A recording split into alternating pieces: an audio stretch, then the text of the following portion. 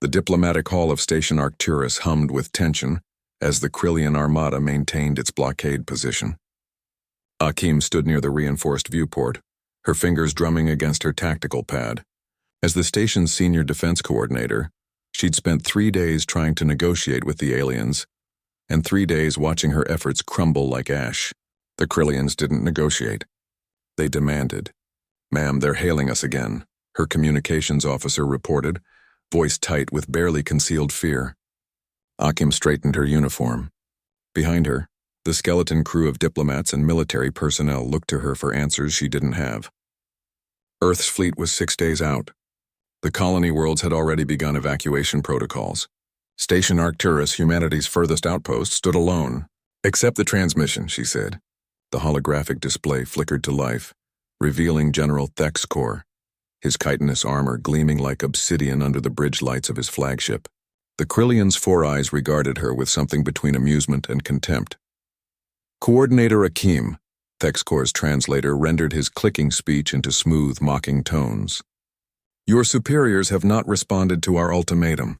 Station Arcturus will be seized in 6 of your hours. Your species will learn what it means to refuse the Krillian dominion." Akim's jaw tightened. "General, we've explained that Earth's representatives are en route."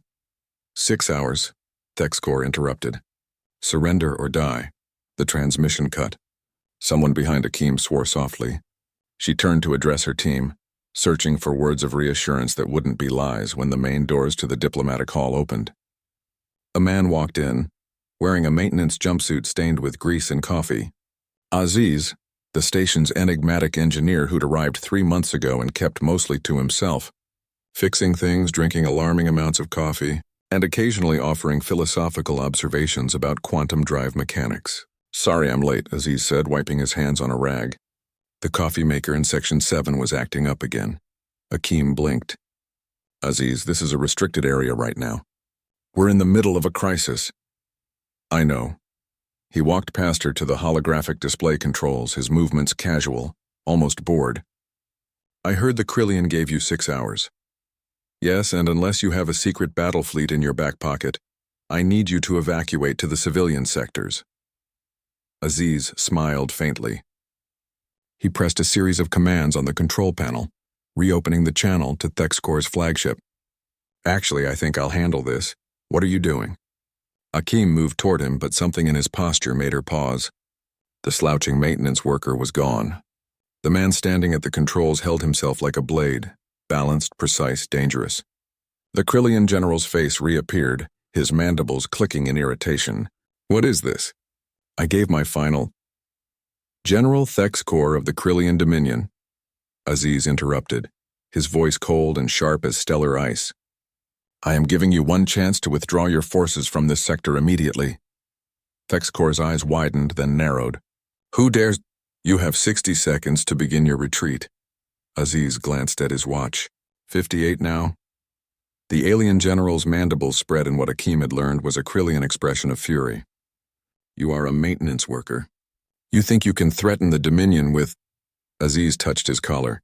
The greasy jumpsuit shimmered and reconfigured, nanofabric reweaving into a pristine uniform Akim had only seen in classified historical files, medals she couldn't name, insignia that made her breath catch, and on his shoulder, 5 stars arranged in a pattern that shouldn't exist, that humanity wasn't supposed to have. Fleet Admiral Aziz Rahman, Supreme Commander of Terra's Deep Space Strategic Forces, he said quietly. "You're in my sector, General." 45 seconds. Akim's tactical pad chimed. Her hand shook as she looked at the readings. Stealth signatures were decloaking across the system, not 6 days away, but here, now, everywhere.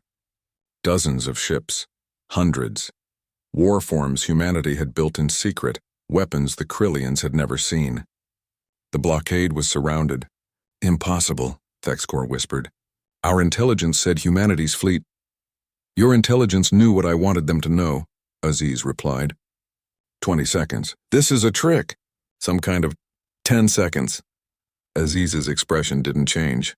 "And General, if you make me give the order to fire, I'm going to be very unhappy. I haven't had my morning coffee yet." He turned slightly, not taking his eyes off the Krillian. "Akim, would you be so kind as to have someone bring me a cup?" Black, 2 sugars. Akeem stared at him. At the fleet admiral who'd spent 3 months fixing air recyclers and making small talk about terraform ratios. Her mouth opened, closed, then opened again.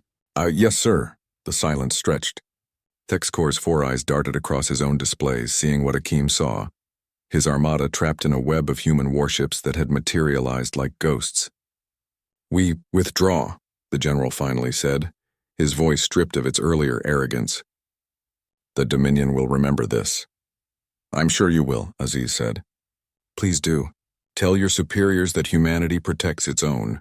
We don't start fights, General, but we finish them. The transmission ended.